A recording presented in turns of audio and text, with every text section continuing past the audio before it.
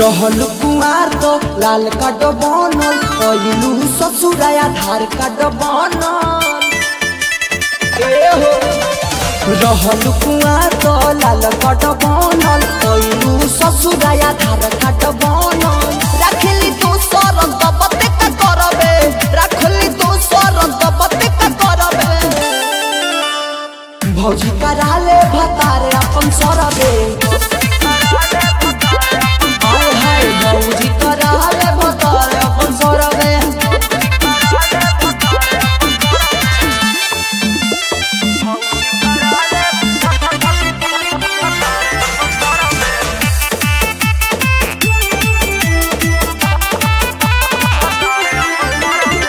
नया नया छोकरी सन पर देवेले ध्यान रहे कली है जब दोसर शादी हो जाइबे परेशान रे।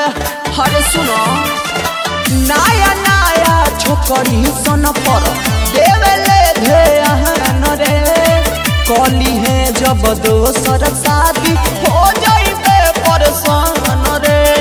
नहीं तो भेज दे कमाए उनके अरबे नहीं तो भेज दे कमाए उनके अरबे भौजी कराले भतारे अपन सरबे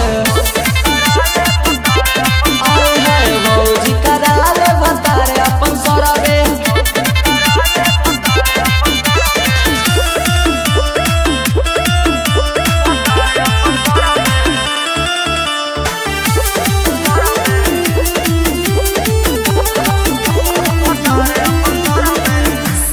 पेपर पर साइन कराला बतिया पता ना ध्यान हो सबसे ज्यादा जरूरी बा पहिले कराला ई भौजी काम हो।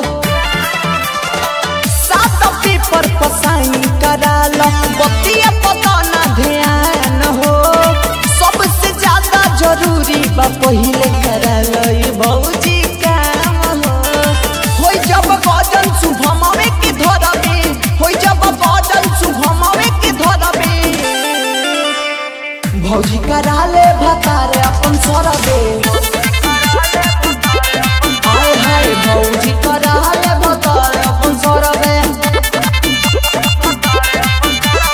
Kamlesh recording studio Mohammadpur. भौजी कराले भतारे अपन सरबे।